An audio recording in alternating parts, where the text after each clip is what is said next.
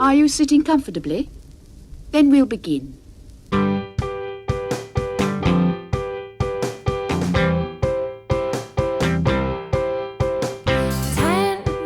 minutes left. Yeah, but there's still some time. It's not the final score. We need more than the numbers we're given. Show us you live and breathe the game. You're more than a name. That's what we came for. We can bring you more than the score. Every story. Let's take this thing off of the field into the real world,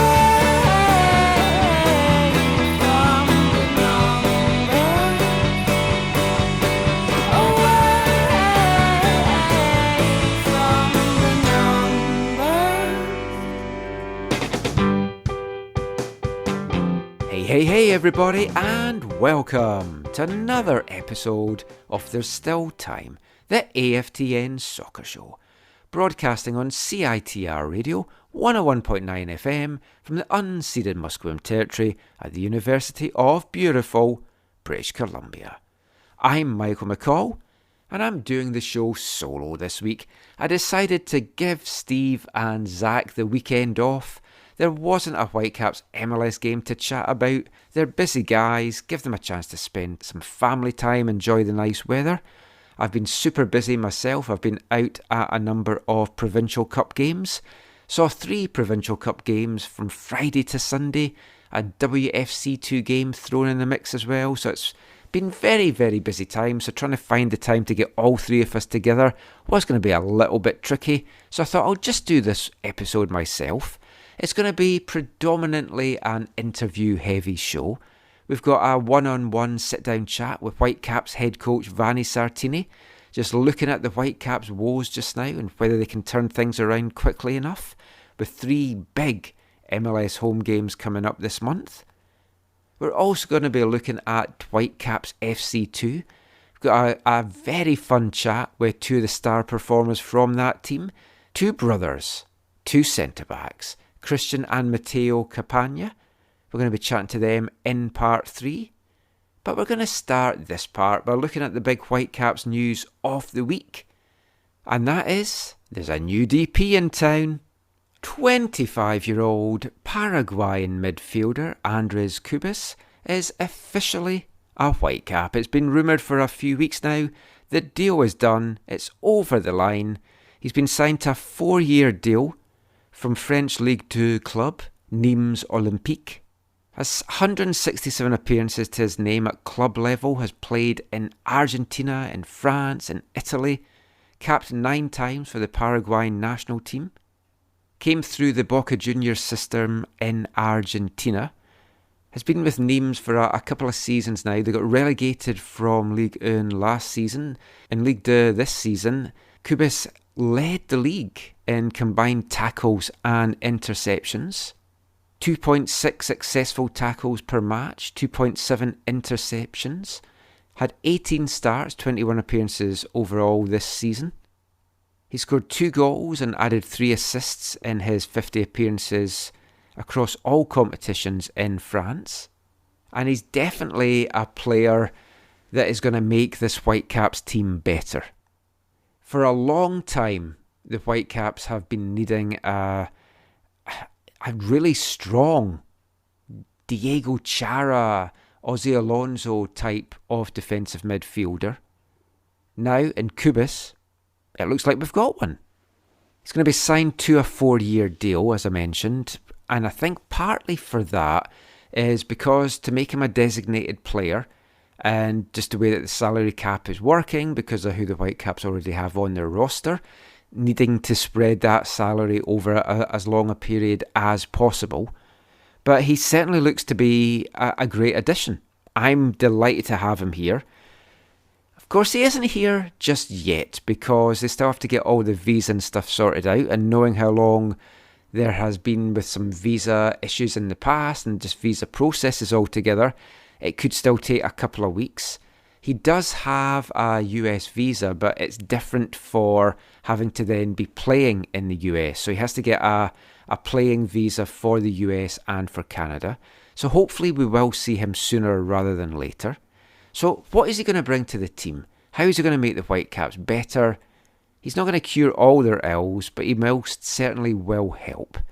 So let's hear a little bit now from Whitecaps Sporting Director and CEO Axel Schuster, who's just chatting to media this week about the signing of Cubas, and I asked him a few other things as well.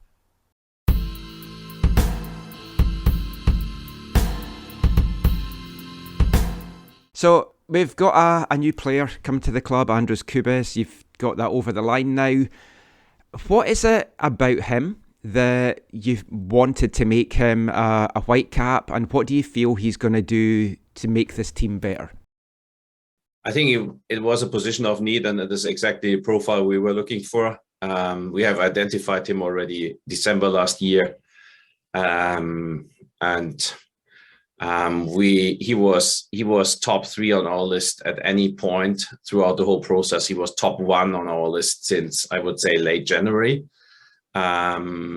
So the main ask we have for this profile is somebody who is very, very good in tackles and holding off the attack of the opponent before they run on our defense line. Somebody who can, I would say, lead and guide our defense from a position ahead of our defense line.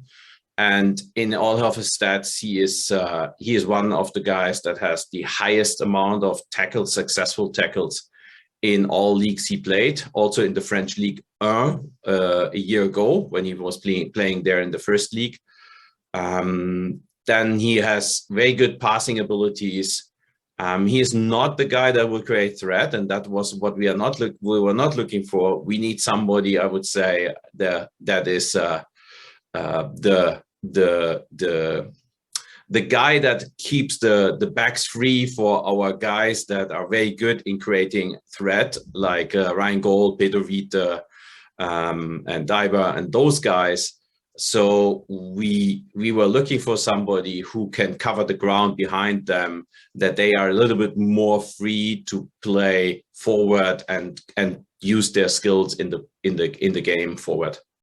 Vanni spoke, I think it was after the game on Saturday, about needing to stop letting players run 50 yards unchecked, which, from what you've said, sounds like Cubas is going to be the guy that is going to fit that. What have you made of the team start to the season, especially kind of in regards with that midfield? Because although the defence has been playing well and that there's a little bit going in attack, it does feel that everything at the moment is kind of falling down both offensively and defensively in the middle of the park. Yeah, we look at far more detailed into that. I think although and don't get me wrong, we are not trying to make something nicer than it is really is, but the X goals against us went down from last season, also for the time of the run that Vanni was coach. I said it in an interview, I think yesterday or 2 days ago. Right now, and that was a clear message also to the team for the next 2 weeks, we really have to wake up and we have to focus on the basics of the game, because what was really hurting us in the last 2 games, and obviously that's the last impression you have, because we played better games before that, was that we don't have really compete well. So, and I remind the team also that last year not everything was really good, and as I said, we allowed even more X goal against us. Not everything was really good, but we were a team that you couldn't break down. A team that was very strong in the basics of what we want to be. We want to be a team that nobody likes to play, a team that you cannot break down, a team that comes with a lot of effort and mentality and spirit and discipline. And we're lacking a little bit of that in the last 2 games for whatever reason. We also do a little bit too many individual mistakes, and we really get punished for every of them right now. But again, not Cubas for him alone, not only the signing of Cubas, not if we have more of our quality players on the pitch that we're also missing, and that's also actually hurting us, will change something if we are not getting back on track, being good on the things that always made us a successful team. And only if that now really turns around and we do better on that, then obviously having Ryan Gold full in shape and Brian White full in shape and Kayo at some point and having more players and more quality players ready and available and game ready will help us. But I don't want to use any of that as an excuse, and I don't want that the guys think Cubas will now be the savior of our whole game and season. We have a work that has to be done in these 2 weeks, and we have to show another face if we play against Toronto on Mother's Day. How concerned are you just now by the start of the season? 8 points back of the playoff line. I know last year the team did go on that good run. Can't guarantee that to be replicated. So how concerned are you with these 3 home games coming up? They seem to loom massive because you could really be cut adrift by the end of May if you don't start to turn things around. Yeah, but it's not my way of thinking to be concerned about something that comes up. I'm more concerned about things that we actually have to deal with, but not with games that are coming up. I see every game as a chance. I told the team that we get another big chance in front of a good crowd with high broadcast ratings, probably on Mother's Day, to show another face and to continue where we ended last season, and also what we did already in a few home games. I think that our home games overall have been okay. I think that against NYFC we got a okay point. We played a good game against Kansas, and we have been unlucky against Portland. We have to continue on that. We have to find ways how we are more ready on the road as well. That's also a thing we discussed. We had a lot of those games yet, and we haven't looked in that way good. But there's time to work on this. The good thing is, and another reason why I'm not concerned, we have 2 weeks to prepare that. It gives us time to work on things, to get players ready, and to take the chance to start the season again with a bunch of home games, and then being in a better situation the next time we go on the road, and hopefully then already with Cubas. And just last thing, completely different topic. What have you made to the start of the season from WFC2, and how important are these short-term loan deals for the club in getting a chance to look at some players just to see if you maybe want to offer them an MLS deal? Because the guys so far like Ali Ahmed and Emiliano Brienza seem to have really taken that opportunity when you've given it to them. And thank you, that's a great question, and I almost forgot to speak about that, because sometimes we are really hard on ourselves, and believe me, and every of our supporters can believe me, we are sitting here every day from early morning to late afternoon and discuss our problems and how we can solve them, how we can become better, what we can do, how we can support players. We really work hard on that, and it's still the same team than last year that played very well with very few changes, and I don't accept that the changes are the reason for the results right now. But there is not only negative things in this season so far. We have not played every game. Not every of our games have been disaster. And there are other things we are working on since I'm in this club, and I'm speaking about since I'm in the club, that are developing finally in the right direction. We had 2 challenging years, and we spoke so often about the need for all the talent that we have and all the young players we think that are not missing a lot to play in MLS.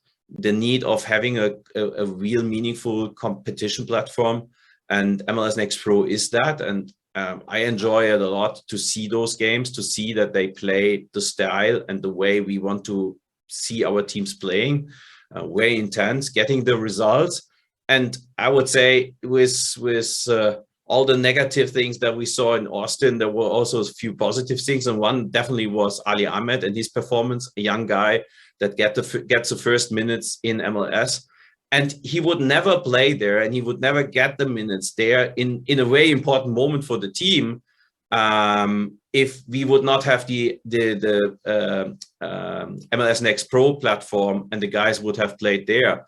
And for that reason, we also said, There are not only 4 home games in a row, there are 5, because on next Saturday our MLS Next Pro team plays here against San Jose, and a good number of players from the first team will support the team and play there, and all the other players of the squad will be in the stadium and sit in the stands, and it's also a very good moment for our supporters and kids, and also you, if you're there to connect with our players. They will be all there and available, and we will support this team. We will support our guys from the first team that play there, and I think we are doing a great job in keeping those 2 teams so closely connected. And it's also one reason why players can switch so easily from one team to the other. And then if they succeed, that's one of the wonderful stories that we had in this season so far. Yep, totally agree. They're playing lovely football. We'd encourage everyone to get out and support the guys. Thanks so much, Axel. Thank you.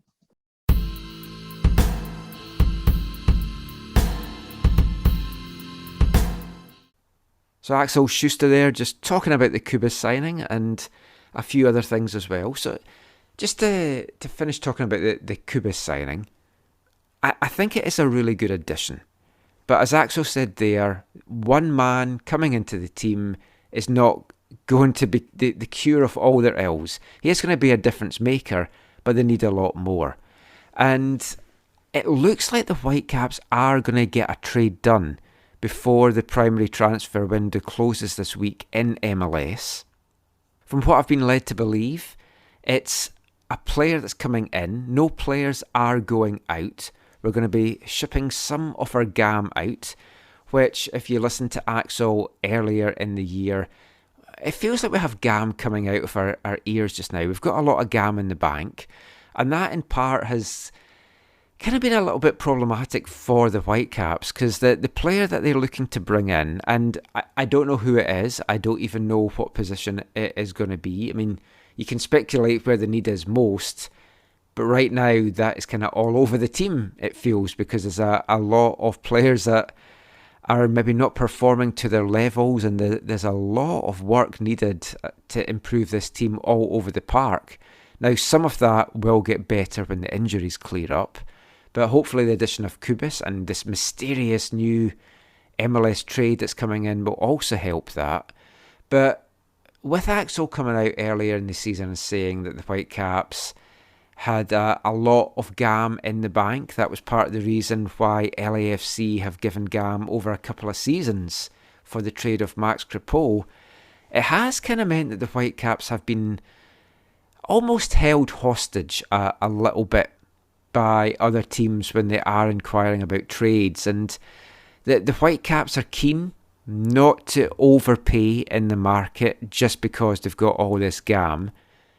That said, if it's the right guy, I am all for overpaying, because you can't take this GAM with you, and for some of this GAM it's going to expire this season, so they need to get rid of it.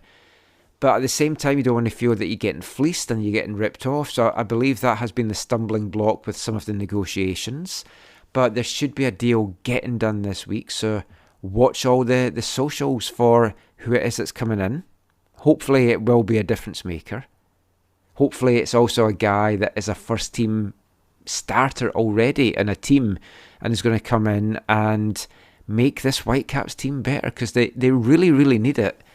And listening to Axel there saying that he's not concerned is concerning, because they should be concerned. And yeah, you don't want to look too far ahead, but I think the way that things are going just now, it's concerning times at the Whitecaps. They're sitting bottom of the West. They're sitting bottom of Major League Soccer as a whole.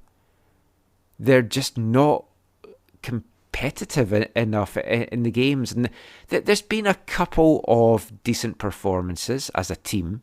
There's been a couple of decent performances by individuals. Tristan Blackman, one of the standout players this season for me.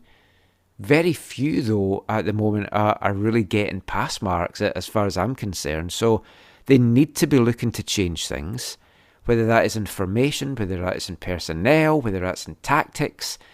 I think it's all of the above. And the man, of course, tasked with doing that is head coach Vanni Sartini. So I got a chance to sit down with Vanni this week to ask him a few things about such things. You can hear what he told me after this. Hi, I'm Tristan Blackman, and this is the AFTN Soccer Show.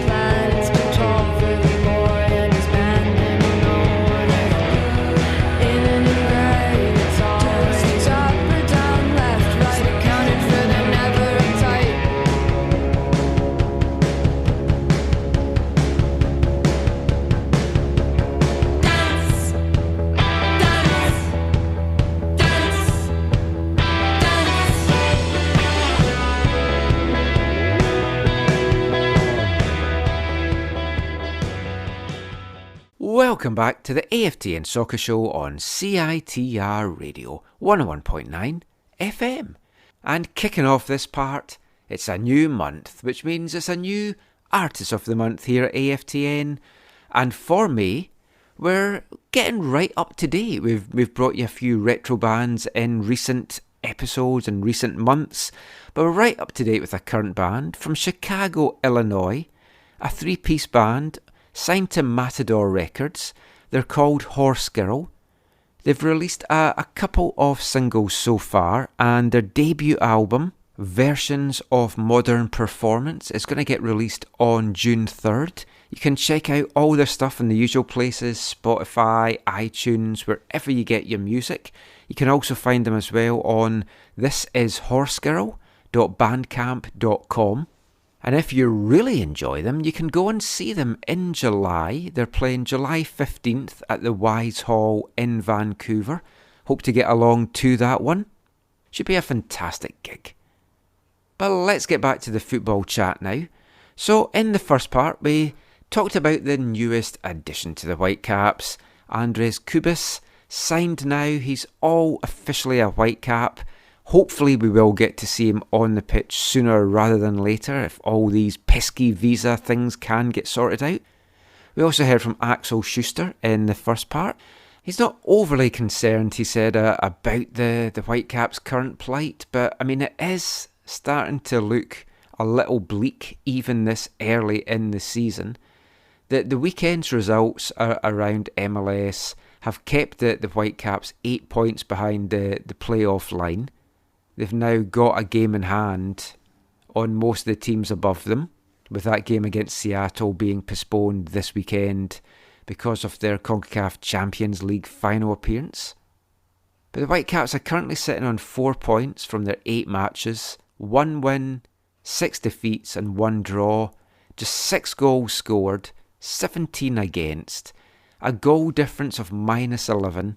It's the worst in the West. And it's the worst in MLS, with the Whitecaps also sitting bottom of the Supporters' Shield standings just now. 28th out of 28 teams. It's the Whitecaps' worst ever start to an MLS season. Can they turn things around? Can Vanni Sartini find the magic that he brought to the team in the last third of last season that saw them go on that fantastic run? Can he capture lightning in a bottle? Twice. Well, I mean, the pressure is certainly mounting on Vanni. He's admitted that himself. 3 massive home games now coming up in a row in MLS for the Whitecaps. 4 games altogether because you also have a Canadian Championship game against Valor in there.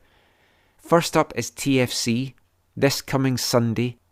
They're a team as well that's kind of in a bit of up and down form, but whilst they are maybe conceding a lot of goals, they are also scoring a lot of goals, and Jimenez is having a fantastic start to the season for them, so it's not going to be an easy game.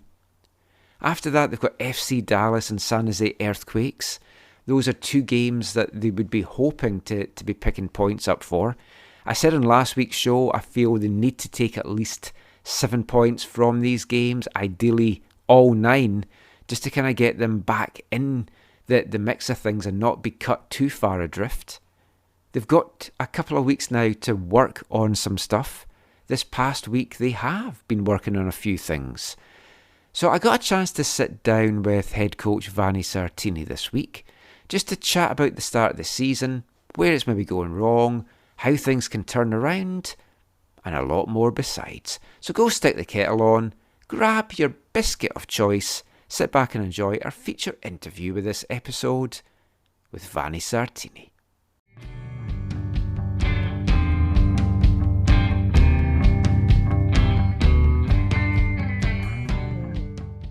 How you doing, first of all? Good. Could be better, of course, having better results, and we're not in a good moment for sure. But the only way that we go through this difficult moment is work. So we are trying to put ourselves in work, a lot of working hours, and try to improve, because that's what we want to do. You were quite open and candid after the game on Saturday. You said a few things, and one of them was that you felt there was a need to reevaluate everything. Yep. Where do you see it primarily that things have kind of fallen down a little bit so far this year? The way that we want to play is not working. If we talk about on-field stuff, tactical stuff, it's the way that we want to press. It's not sustainable at the moment, because there's not enough pressure from the top guys, and the wing-back are always caught in between, and so we need to reevaluate and go to a more probably simple way of doing things that are going to make us being more secure, and I would say bringing us that confidence back that was lacking in the last 2 games. And I think it was the reason why the team didn't respond well in specific moments, I would say. Obviously, it's easy to put a lot of the blame on the missing players, because I think any team in this league, if you're missing 5, 6, I know you don't say starters per se, but like guys that would probably have their names down pretty early if you're writing down the team sheet. How difficult is it to get the best out of the rest of the squad when you have so many key players that are missing?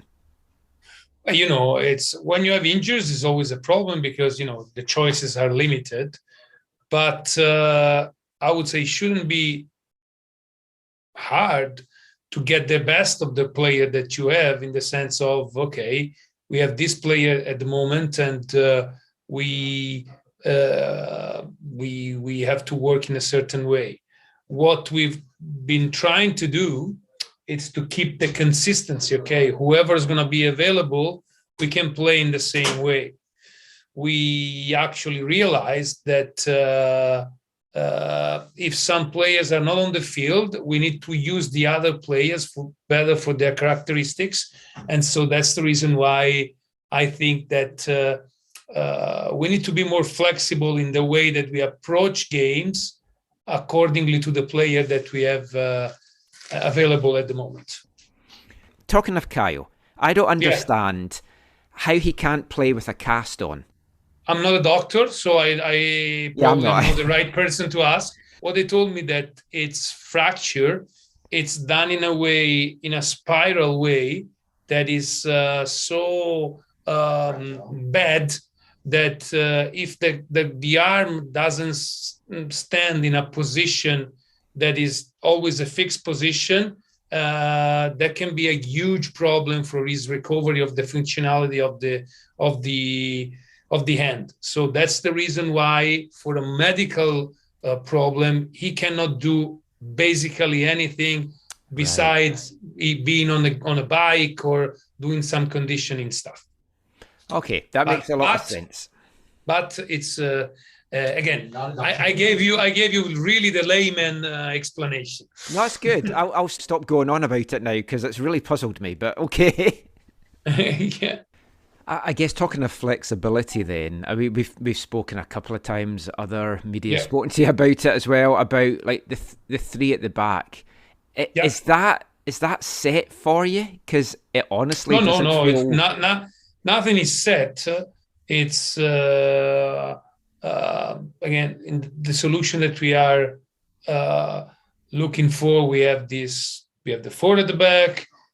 We are solution. We are thinking about also what I like to call the 3.5, and that's a little variation. So it's nothing is set. It's like we need to find a way to, and we're working on it, to be compact and aggressive at the same time. In this moment, we are not able to do it, and if we are aggressive, we're not compact, so they can play through us. Or when we look for compactness, we're not aggressive, so it's too easy for them to control the ball and play. So it's even if like as a general idea, I think that the 3-4-3, 3-4-2-1, 3-4-1-2 is the best way to play with this player. At the moment, it's not working. So it's, I would say, would be naive and almost stupid being, I would say, stubborn and try to find solution, not changing anything. Okay, that's good to hear. I mean, obviously, I'm not a coach, but from watching it just feels like with this current group that the three just isn't working. I mean, I was wanting to ask you about that. So obviously Nikos Overheel's come to the club and he's come from a background that's all stats and it's all analytics. So when you sit down and you look at the players in the squad and you're analysing them and you're looking at all their stats and all the analytics, is that throwing up that like a 3-4-1-2 or a 3 at the back system is what suits the squad best right now? Well, when I decided to go with this system last year, the reason why was because I thought that we have the player to do it.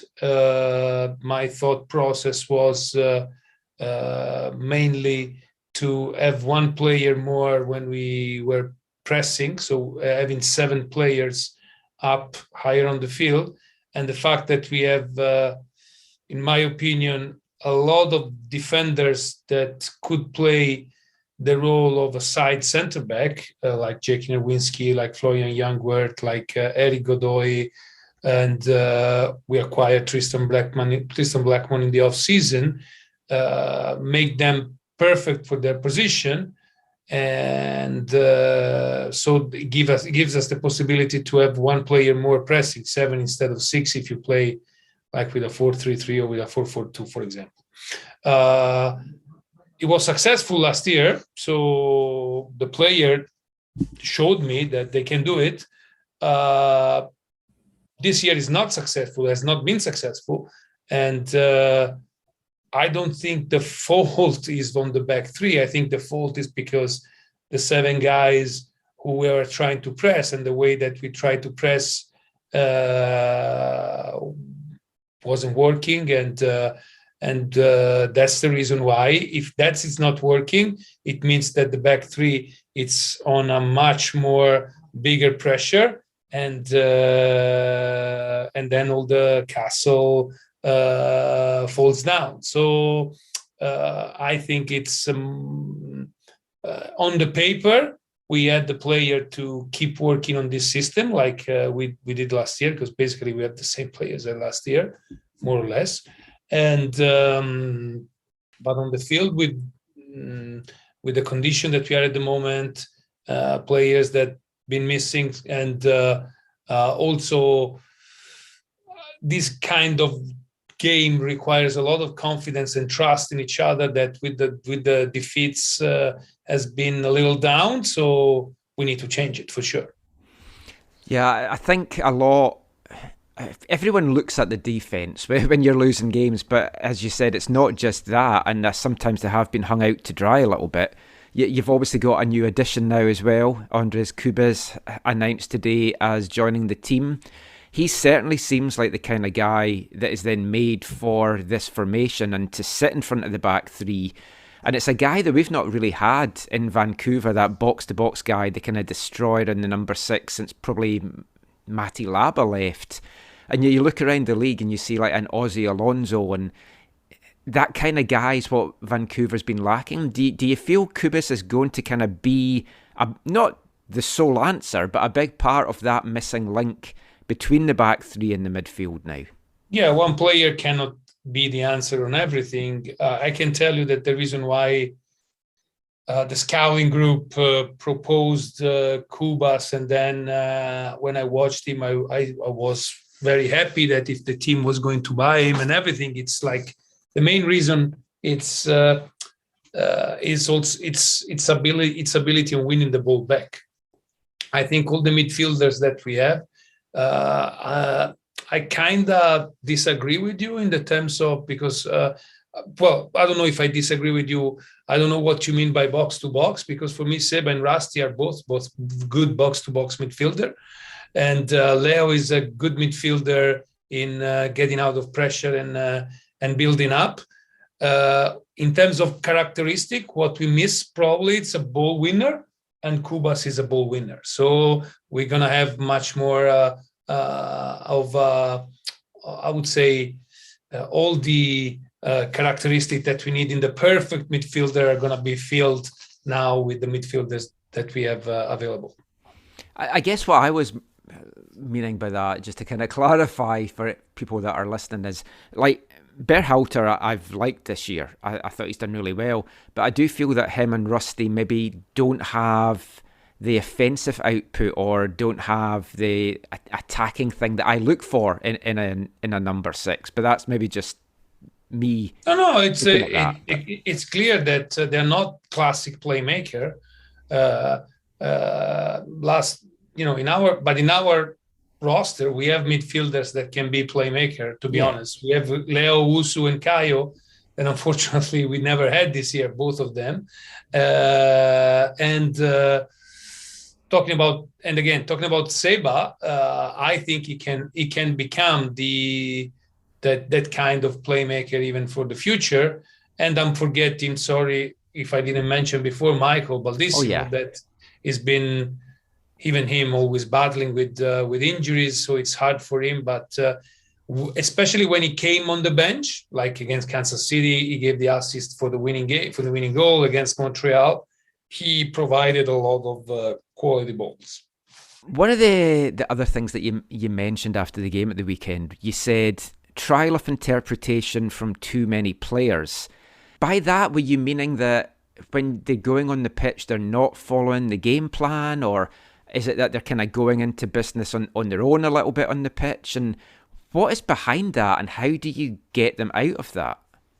In a way, but I would say it's a little bit deeper in the sense that I think that the first defeats, and again, I saw this only in the last 2 games. I have to be very clear on that.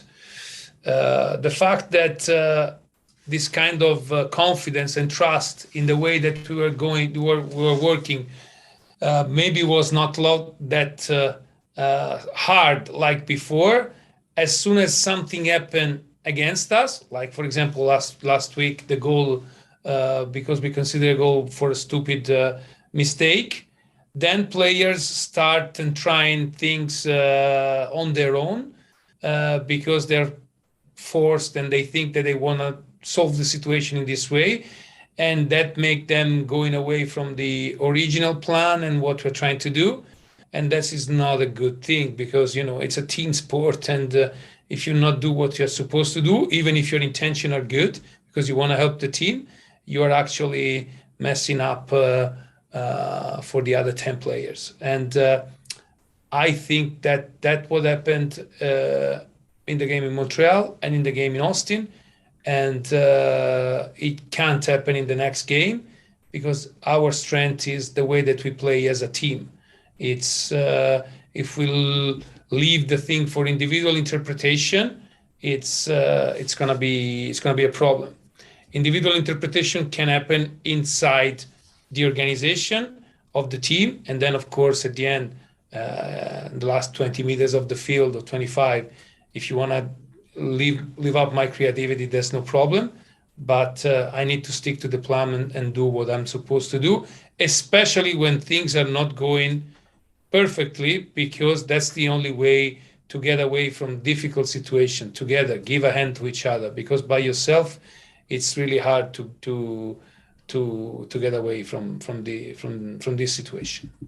So is that what you meant when you said that you want the team to be the leader as opposed to having individual leaders on the pitch? Because when you said that at first, I was kind of like, that's strange, because right now it does feel that there needs to be some individual leaders out there. But from what you've said there, that explains it maybe a little bit more. But yeah, I don't believe on leader on the pitch.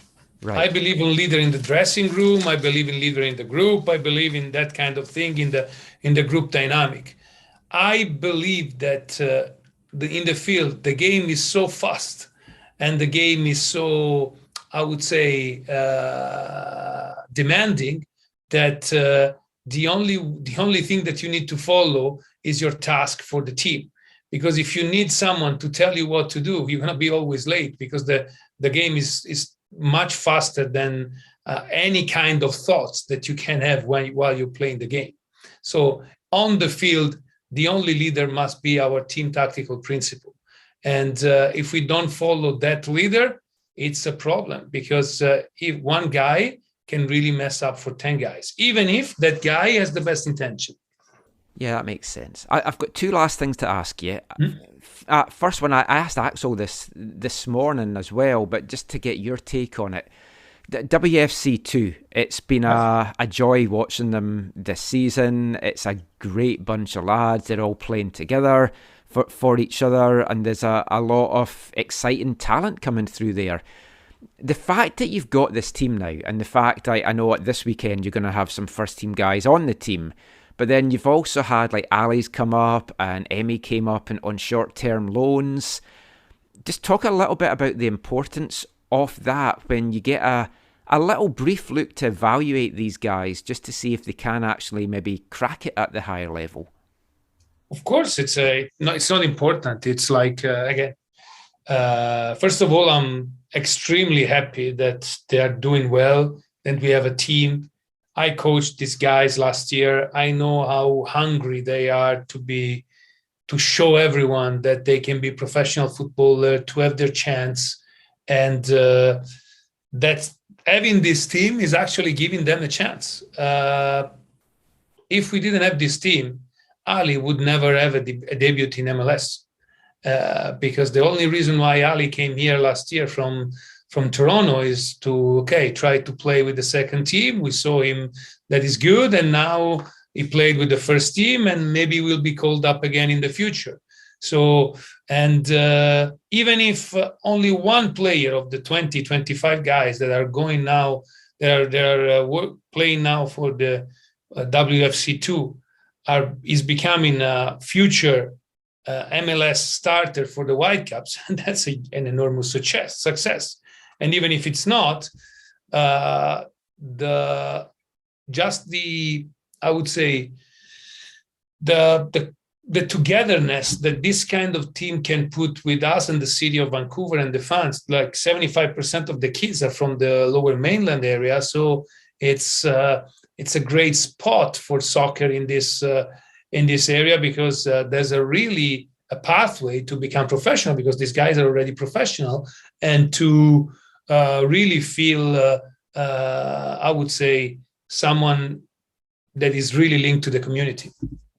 Now, I'm not trying to massage your ego here, but like everyone I've spoken to in the team so far, from Dazo to players, they've all spoken so highly of you and like your role in getting them to this stage as well, which has been lovely to hear. I just throw another one in that I wasn't going to ask, but like talking about the call-ups, Canadian Championship games coming up, Valor just hit 6 goals at the weekend, and obviously with Phil coming back, he's going to be so up for this. Is that the kind of game that you would think, I could maybe give some of these young guys a chance, or is it too important to the club? And if everyone knows like previous history against CPL sides in the competition, can you not really take that risk this year? We lost the last 2 Canadian Championship bid against CPL teams, so we need to have absolute respect of Valor and of their potential. The Canadian Championship, I would say, is objective number 1 for a lot of reasons. It's a competition that you can win in 4 games, while MLS you need to 34, then playoff and everything. And then the season now is not going very well, so we need to have a boost of something that can be something that an objective that we can go on. So I won't use the game against Valor for experiments. I will use the best formation, best lineup possible in order to qualify for the second round. But I can tell you that I will be always up for giving young player opportunity, like I did with Emiliano in Columbus and with Ali in Austin, and young players for the second team will have other chances to show up themselves in the first team during the season. Last thing for you, Vanni, and I know you touched a little bit on this in the main media scrum yesterday, but there's 3 MLS games coming up at home. The team just now, you're 8 points below the playoff line. It's, I don't want to say must win at this point of the season because it's still super early. You can say that. That's no problem. I mean, to me, it feels like you need at least 7 points from these 3 games, or you risk being really cut adrift from the playoff line way too early. Are you feeling that pressure? Of course. If I wouldn't feel the pressure, I would be either a fool or someone who doesn't care. And so I feel the pressure. I know that we have to win. I know that we have to perform. At the same time, I'm trying to manage the pressure in a way that the pressure is not going to overwhelm me. Because if the only way for me to be taking decision and taking the strategy in the best way is to have my not thinking what can happen if I lose, but just thinking what is best for the team.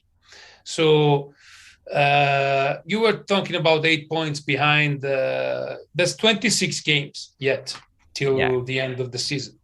I said it was early. No. But I'm telling you this. 26 games means, let's say 24. So let's say that we have 6 mini championship of 4 games from now on. And then we have 2 bonus game too. Okay. So each 4 games, we need to gain at least 1 point and 1/2 points to the playoff line. So next 4 games, I would like to be not 8 points behind, but 6 points behind. Then the next 4 games, 5 points behind. So in this way, we're going to be at the line at the end. We don't have to close the gap in 4 games, but we have 26 games. But you're totally right. We already lost 6 games. And any team that loses more than 11, 12 games, it's really hard for them to go into the playoffs. So we cannot lose many games in the future. That's a great way to look at it. Thank you for your time as always, Vanni. It's always a pleasure. And good luck and see you on the pitch soon. Fantastic, Mike. Thank you so much. That's great. Thanks, Vanni. Take care.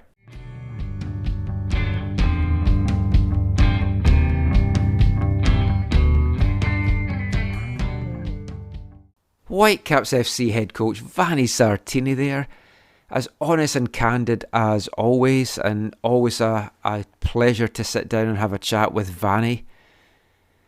A lot to kind of unpack from that. We'll do some this week, we'll do some next week when Zach and Steve are back as well. One big thing to take from our chat there, though, is it sounds like the three at the back, maybe just temporarily, but it sounds that for the next couple of games at least, that's going to be shelved. Looks like we're going to be going back to a back four. I believe they have been working on that a little bit at training this past week. So it's going to be interesting to see how that looks. Who's going to slot into what positions back there, especially with hopefully Eric Godoy back in the team as well. I would be hoping we're going to see Tristan Blackman in a right back role, Godoy and Ranko in the middle, Christian Gutierrez as left back. How it's going to line up then in front of that is going to be interesting to see as well. Whether they're going to go 4-1-3-2, 4-4-2, whether that's a diamond or whatever. But they'd certainly have to get this midfield up and running.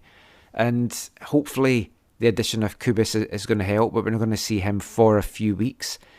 Whether this other new addition that is hopefully going to come before the trade window closes, I mean, it could be anywhere on the pitch, but they might be looking at the middle. They hopefully might be looking at something up front. But Vanni also being very honest, he knows he's under pressure. He cares about this team. He wants this team to do well. So of course he's feeling the pressure.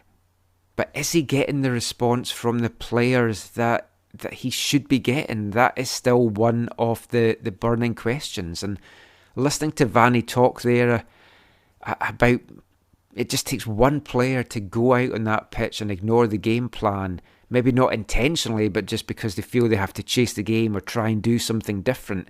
And it's upsetting the balance. It does feel, though, that things are a little bit deeper rooted than that. Who are the leaders on the team? Sure, Vanni's saying that he doesn't want to see leaders as such kind of taking control on the pitch, which I still don't agree with, to be totally honest. But who's the locker room leaders right now? Russell Tybert is the captain. For me, I don't see him as being that locker room leader. You see a guy like maybe Flo Youngworth standing up. Tristan Blackman might be a guy that stands up as well. Cava should be somebody that's standing up in that locker room. I don't know if he is. But the players have to take a lot of ownership for this. And they have to follow the plan, follow what is expected from them. And just so far, we just haven't been seeing it. We're not competing, Vanni says. And that is clear on the pitch as well. Can they turn it around in these 3 games? Genuinely feel that they have to take as many points as they can from these 7 to 9, or it's not game over, but the fat lady is certainly starting to clear her throat. So we'll see how all that plays out. We'll be back chatting about the TFC game next weekend. That is it for our Whitecaps and MLS chat, but it's not it for our Whitecaps chat, because we're going to be turning our attention to MLS Next Pro next. And we've got a fun interview with a couple of their star performers so far. And we'll be back with all of that after this. Hello, I'm Nick Datsvich. You're listening to the AFTN Soccer Show.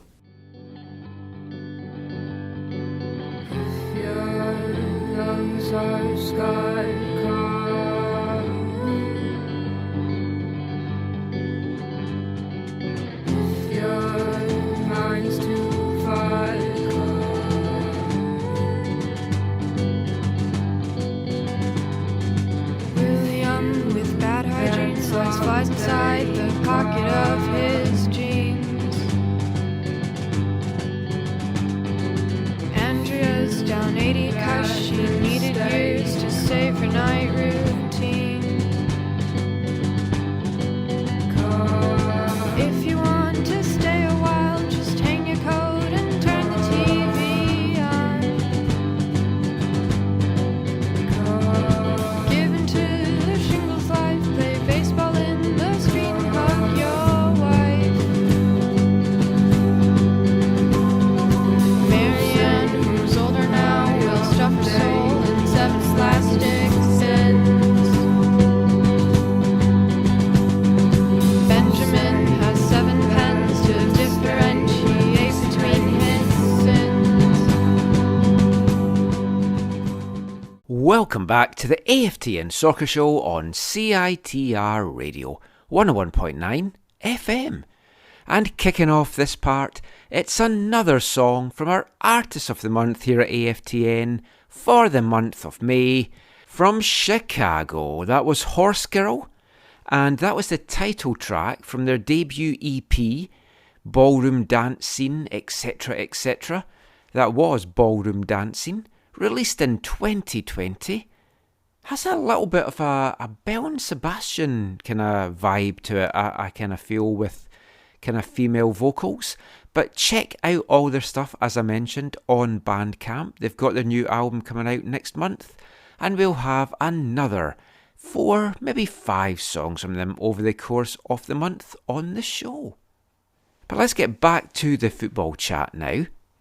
And we're going to continue the Whitecaps chat, but we're going to be moving away from the first team and MLS, because, as I like to keep saying, not everything is doom and gloom with the Whitecaps just now. There is, thankfully, Whitecaps FC 2, and they had another win ticked off this weekend. Swangard Stadium, Saturday afternoon, 2-0 victory over San Jose Earthquakes 2. Not the best game they've played all season, I've got to say that. It was a pretty boring game, actually, all truth be told. But the action came at the start and at the end of this one. 2 minutes into the game, probably about 80 seconds to be exact, Vasco Fry getting his first professional goal, putting the Whitecaps 1-0 up. Nice little finish after winning the ball. Keeping the run going of players getting their first pro goal as well with the team. And the Whitecaps were the better team in this for pretty much most of the game. The Quakes did have a couple of moments here and there, but the Whitecaps wrapped it up 3 minutes into stoppage time.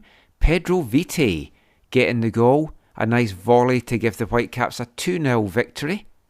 Vite, one of a number of first team players to play in this one. Flo Youngworth got the start. He's going with just Flo on the back of his jersey now as well. Something to note from this one. In fact, it was an all Whitecaps backline. Corey Cropper got the start in goal. Flo Youngworth, Eric Godoy and Matteo Campagna filling the back 3 slots. Pedro Vite in the midfield. Good to see them keeping a clean sheet. Also really good to see Eric Godoy back on the field again. He got a run out a couple of weeks ago for WFC2, came through that one unscathed down in Tacoma. Came through this one as well. Hopefully that is going to see him getting a start in the first team against TFC next Sunday.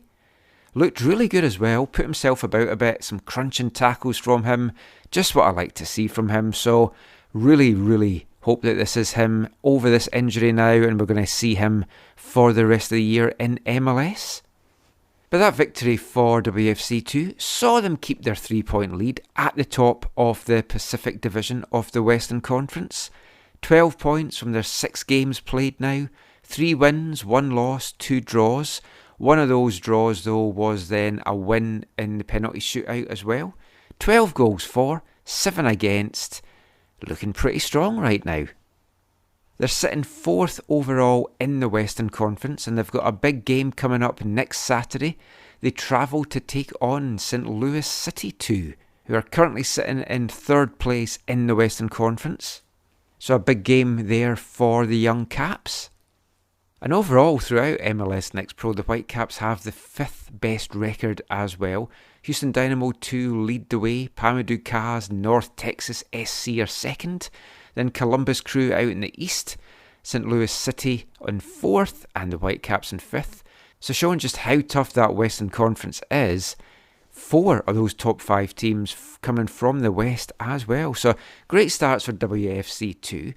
And they've been excelling all over. The attack's looking good, the midfield's looking good, and defensively looking very good as well. 3 straight wins now on the bounce for the team.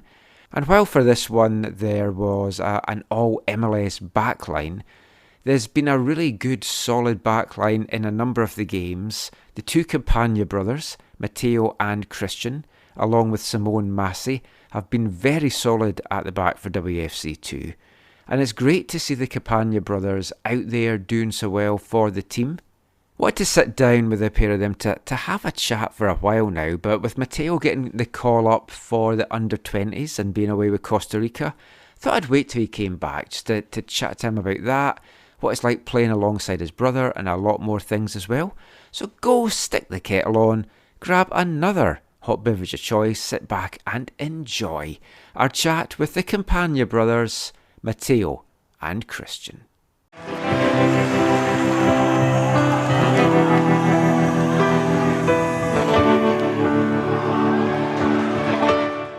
Thank you so much for joining us today. I just wanted to start off by just asking both of you, WFC2, great start to the season. First game was maybe a little out of sorts, but you seem to have really hit your stride and you seem to be going from strength to strength, and you all seem to be really enjoying your football out there. Yeah, it's been a great start, honestly. Like you said, Houston, we were kind of still sorting each other out, feeling each other, getting used to it, kind of getting used to the professional game, because for a lot of us, it was our first game. And then we've just been building off that every game, getting stronger and stronger, getting more used to each other, more confidence. And honestly, it's been great. We're a real brotherhood with the team, and, we love playing with each other. So we got a real connection on the field, good understanding. And yeah, we're looking forward to the games ahead, especially this weekend against San Jose. I think the team's a real family. Like I've seen, everyone's around the same age or a little bit older, a little bit younger, but no one treats anyone different, and we all have a positive mindset and we all want to win. We want to show the people that it's a winning team, and we want to do the best we can, Cristian, you mentioned brotherhood there. I spoke to Ali at the weekend and he used the exact same term. Obviously, you are brothers on the team, and we've had a couple that's come through the Whitecaps in recent years, the Baldissimos, the Chungs, now yourselves. What was it like growing up together in what I can only imagine was a household that was like football fanatics, and with Italian heritage, I guess football was really going to be the only sport that you guys were going to be playing? Yeah, so, football's in our blood. Italian heritage, Italian father. He got us into it at a young age, and from then it's just been all football all our lives. It's the only sport we played, and really just dedicated everything to it. Big passion for it. And, you watch us play out there, and we're center backs. We love to defend the Italian style. You can see it in us, and growing up, we just always have the ball kicking around. Breaking stuff. Parents aren't happy, but it's great. It's honestly, we bonded through football, our family, and me and Matteo getting to play with each other now. It's an honor, and it's an honor to represent our city together, our family, and being on the field it's amazing. Yeah, I agree. It's kind of surreal, to be honest. Like, that's all we've kind of dreamed of, and playing at a pro club in our hometown, it's an honor, man. Like, we couldn't ask for anything more. And our youngest brother, he's going through the ranks right now too. We just started with the U14, so oh wow. All three of us are in there, so yeah, it's just soccer family, man. Is he a centre back as well? He plays like a 6 or a right back, but who knows? Maybe in a couple of years he might get moved down the ranks. That's what happened to all of us. So eventually he'll just get moved down and down until he's a centre back. I was actually going to ask you that, so I'll ask you both that now. So did you both start off at centre backs? Because like when we've had like brothers in the past, like the Baldissimos were all like midfielders, and the Chungs were kind of like wing backs or full backs. And have you both always been centre backs? Nah, I started off as a midfielder, like an 8, and then I went to a 6, and then my U17 year, like I turned into like a back 3 centre back, and then centre back here now. So yeah, for me, when I was growing up, I was always a winger, a striker. So playing for Surrey United, always striker, winger, attacking player. And then one year I got moved down to fullback. So I was playing right back and then straight into center back. So yeah, since I've been in the Whitecaps program, I've always been a center back. But my younger days, I was always just a winger, striker. Couldn't defend for my life. But then now, now look what's happened. Yeah. So, yeah. Yeah, it's so weird because you speak to so many centre-backs, like Tristan Blackman. When I spoke to him, he used to be a striker as well and had a really good goal-scoring record, and then you look at him now. So when you were growing up together, Cristian, you're obviously a couple of years older. Was it always very competitive with the two of you? Were you always trying to outdo each other?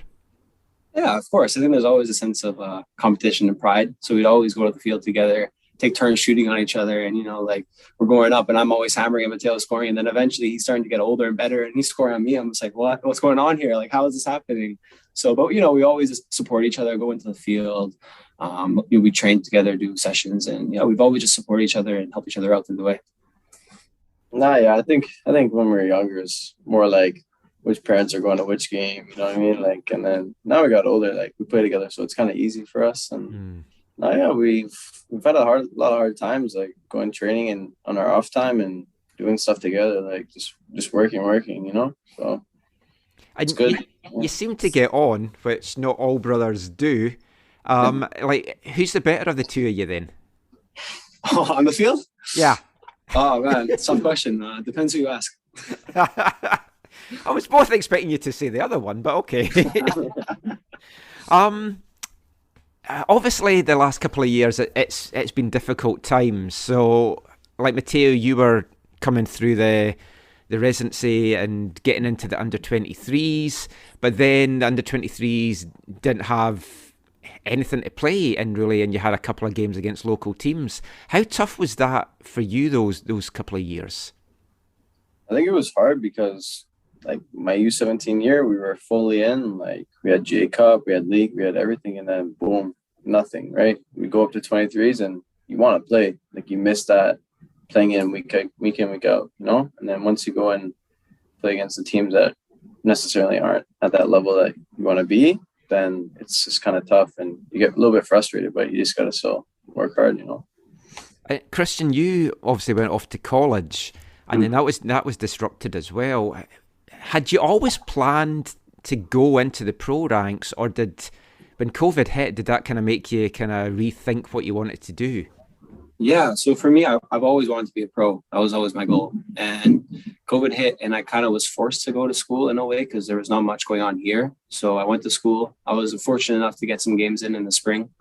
And then, I decided to come back here when I heard about the U23s, MLS Next Pro team. But it's always been the goal. It's just, with COVID coming in and the past couple of years, it was hard. There wasn't really much opportunity here. So I decided it was best for me to go to college and try to pursue that. Obviously, it's going to have been the dream that you're going to be playing together on the same team at some point, especially both coming through the same club. Did you honestly think it would happen, or did you imagine that you would end up going your different ways? Honestly, I saw it happening, to be honest. Like when Cristian came back, he started training with the 23s again. And honestly, I could see it from the start. And he's been with the club for a bit longer than me, but not too much. But honestly, like we've had different paths. But honestly, like his goal was to go pro, and it happened, and I could see it right away. And definitely. I always thought that it was a possibility. Being in the same club. Mateo's 3 years younger, so there's a bit of a gap. But as we got older and older, I can see it happening. Mateo's starting to train with older teams, and then eventually he's with us, and we're training. And it's something that it's been a long time in the making, but it's great to see it happen now. I'm really happy. Yeah, it's great to see out there, and with the twos as well. That back three, with Simone Massey. All Italian centre-backs, I guess, as well. But it's like you seem to really be getting a chemistry together out there. Yeah, for sure.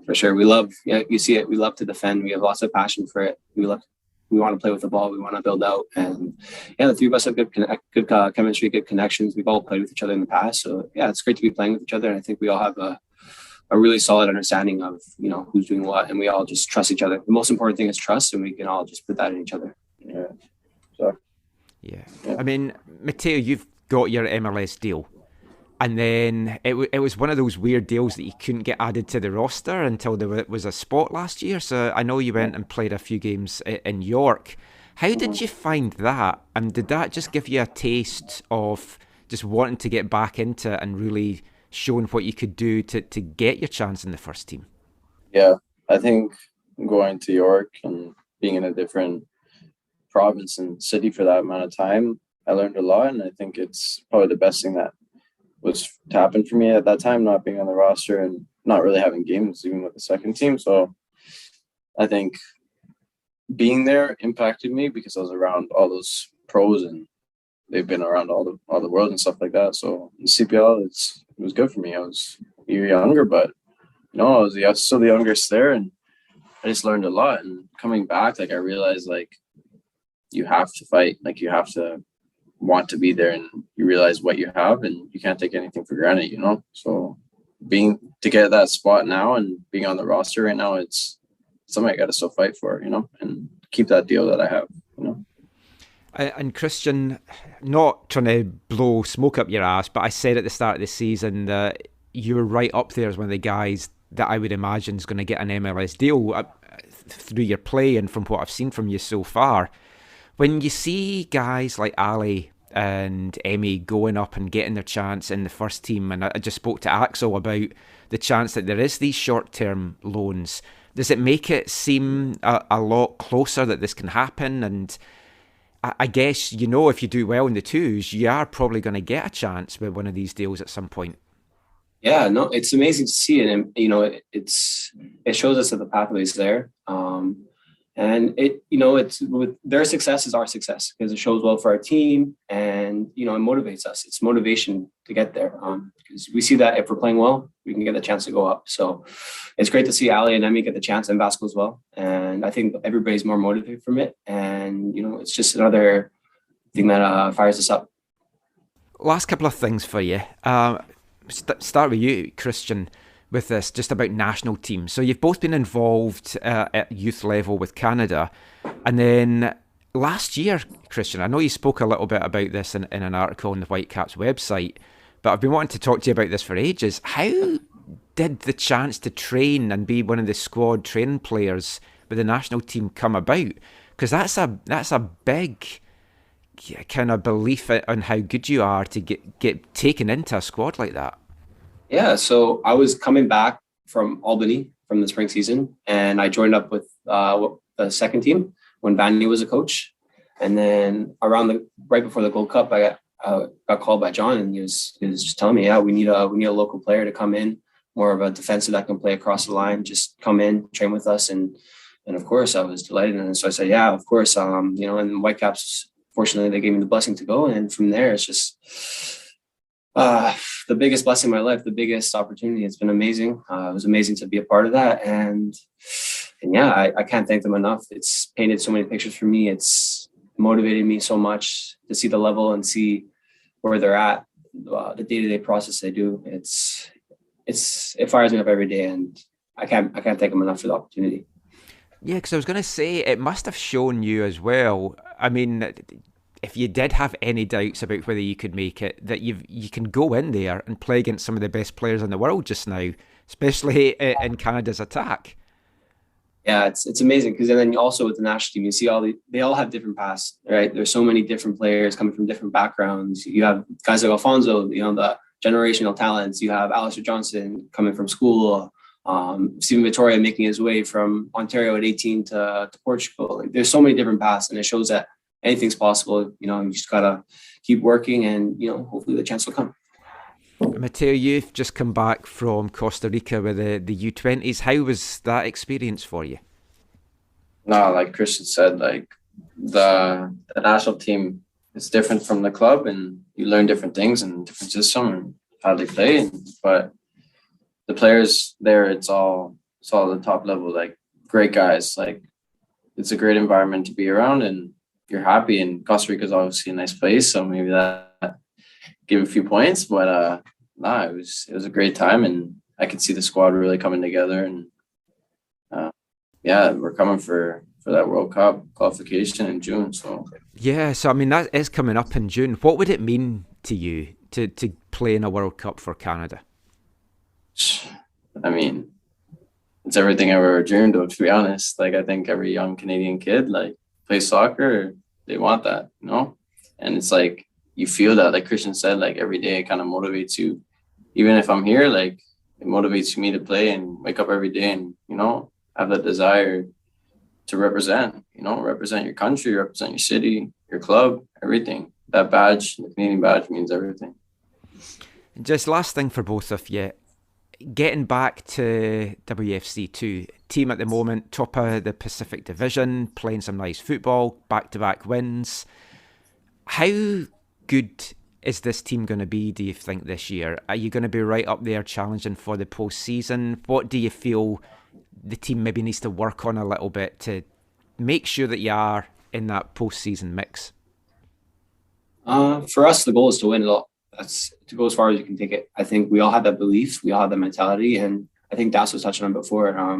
It's always telling us to never give in, never give up. That mentality, no matter what we go through, you'll never see us give up. So I think that's something that we'll always bring with us and take with us, and hopefully everywhere in our career we take this. But going forward, we want to win, and I think the challenge is just keeping our, not getting complacent. I think keeping our mentality, keeping our goals just in a line and going for it. We can't let the standings dictate us. We can't really look at it too much. We just got to keep playing, and the results will come. So that's the main thing for us, is we want to win it.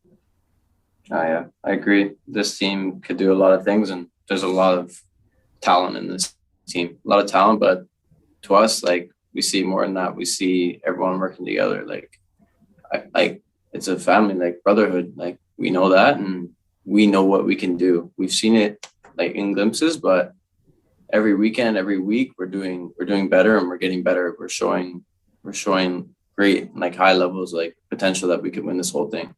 And we know that. And Dasovic, he's done a lot and put a lot into it so far, and that's how we keep on keep going, so we can definitely win it.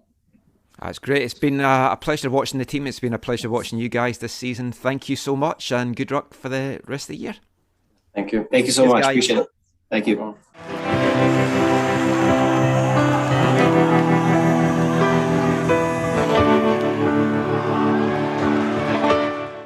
Great stuff there from Cristian Campagna and Matteo Campagna.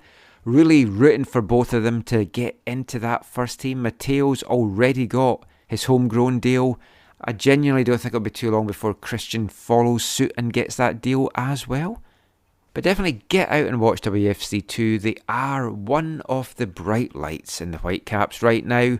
Hopefully we'll also be talking about another bright light in the under-19s, whose season in League 1 BC gets underway in 3 weeks' time. On the written side, on the website on aftn.ca, we've been having our build up to the League 1 BC season, profiling the managers, taking a look at the teams. We're going to look at the stadiums this week and then do some squad profiles.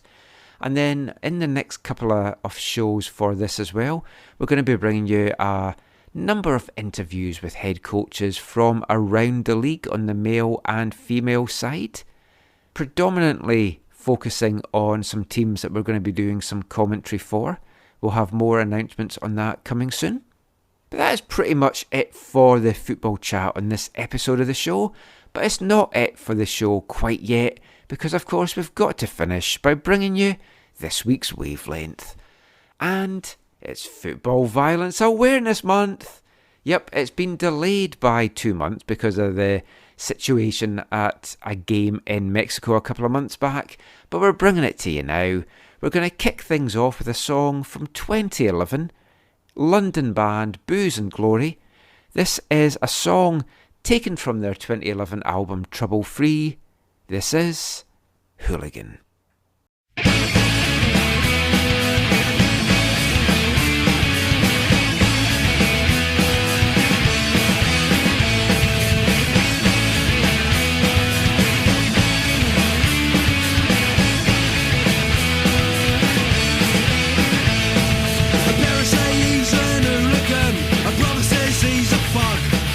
They say she's wasting her time with him, he's gonna end up getting locked up. Well, they may be right, they may be true, but if you stand with him, he'll stand by you. Cause he's your hooligan, your bug, he's your hooligan, your love. Cause in a fight, if you're wrong or right, he will always be there at your side. He's your hooligan, your bug, he's your hooligan, your love. Cause in a fight, if you're wrong or right, he will always be there at your side.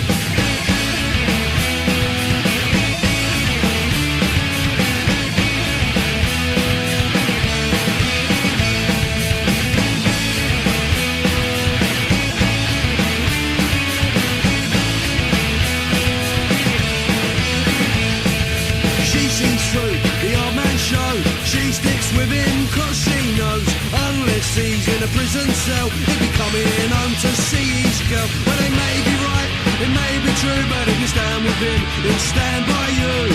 Cause he's your hooligan, your fuck. He's your hooligan, your love. Cause in a fight, if you're wrong or right, he will always be there at your side. He's your hooligan, your fuck. He's your hooligan, your love. Cause in a fight, if you're wrong or right, he will always be there at your side.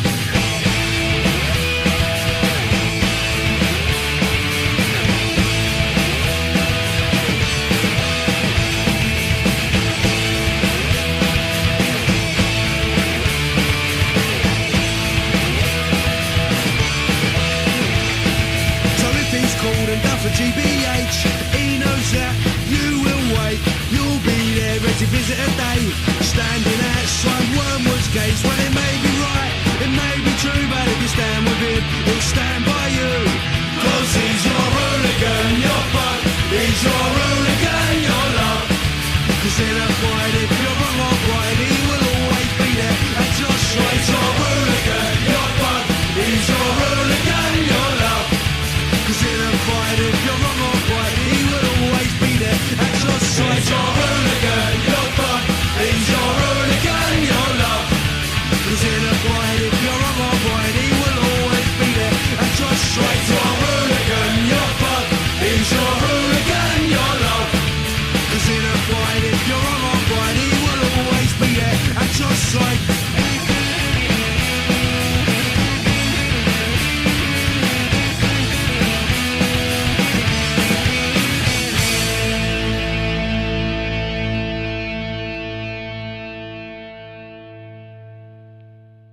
Booze and glory there, Hooligan, kicking off our latest Football Violence Awareness Month.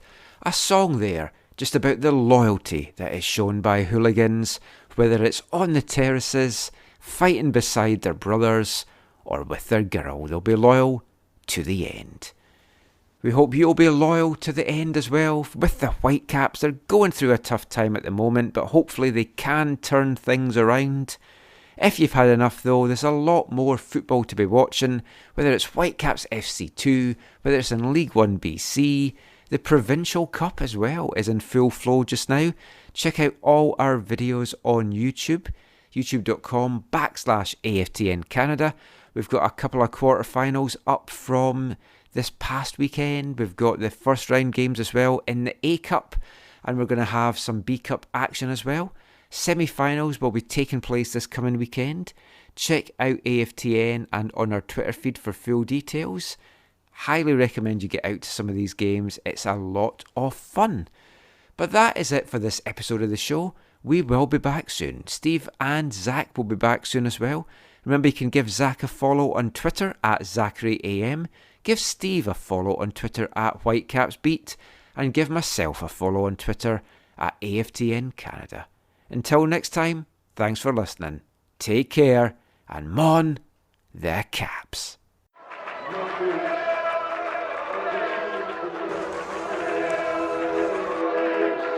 Going to your first match is an experience you never forget. The atmosphere of what's going on around the pitch looks beautiful, and you always look and go, wow, I'd love to play here one day. If you get the bug, it's going to stay with you for life.